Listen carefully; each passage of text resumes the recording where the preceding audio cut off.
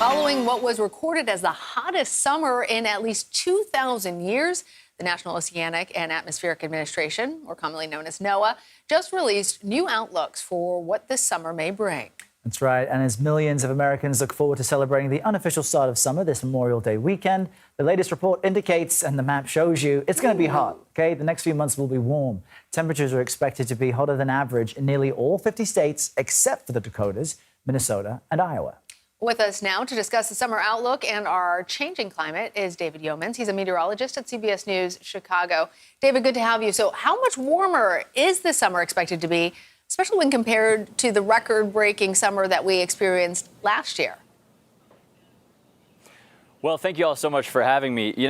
First of all, if you read into the weeds on these Climate Prediction Center discussions, oftentimes the forecasters will attribute a warmer or cooler than normal outlook to things like El Nino or La Nina. Those are not expected to be a factor as we transition from one to the other this summer. Instead, their main attribution for the warmer outlook is what they call, quote, strong decadal temperature trends.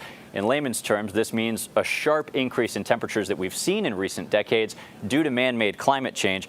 Just to remind you on the basics, the Earth is surrounded by this natural, invisible blanket called the greenhouse effect, which makes the Earth a livable planet. But ever since the Industrial Revolution, when we started burning greenhouse gases, we've been artificially thickening that blanket and trapping more heat. As far as the evidence, this is overwhelming. April was the 11th month in a row with record warm global temperatures, the 13th month in a row with record warm ocean temperatures, and this could be our 16th in a row warmer than normal summer in the U.S., so the odds are stacked against us. As far as your question on how much warmer this summer will be, of course, there is some natural up and down in the overall increase, so no guarantee that this summer will be record-setting, but my money is on a warmer summer across the U.S. Now, as we were looking at the map, the Dakotas are safe, but Texas is going to be hot, the Four Corners states, Arizona, New Mexico, Utah, Colorado, and even New York State is going to be hit as well. What should folks in those parts of the country consider as we go about our lives? Because this can be deadly for vulnerable people.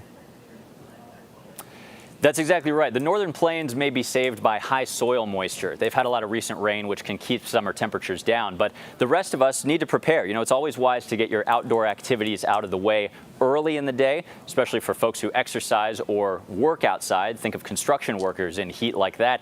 Wearing light-colored clothing, drinking more water than even you think you need, and taking frequent breaks in the shade.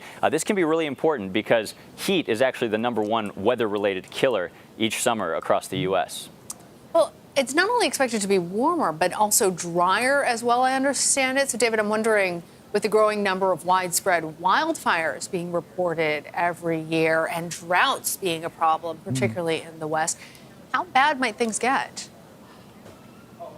Right. We know from our partners at Climate Central, who recently analyzed wildfire seasons, that they are getting longer and more intense, and that the conditions necessary to fuel a dangerous fire, think of extreme heat to dry out the vegetation, gusty winds to spread the fire, and very low humidity, they're happening more frequently, especially in the western U.S. Now, even places away from the West, think of the Great Lakes, Chicago, these are not wildfire-prone areas, traditionally speaking, but they're not immune. Remember, in the atmosphere, everything is connected, so smoke drifting that way from western wildfires is actually already leading to more bad air quality days, and also the proximity to Canada. Remember last summer when places like Chicago had so many awful air quality days due to Canada's worst wildfire season on record. And, I skipped your question, guys, about the warmest cities. If we could revisit that, some of these cities are warming by a couple of degrees. Some are warming by a lot more. Check this out. Some of the fastest warming summertime cities compared to back in 1970, Vegas and Salt Lake City warming now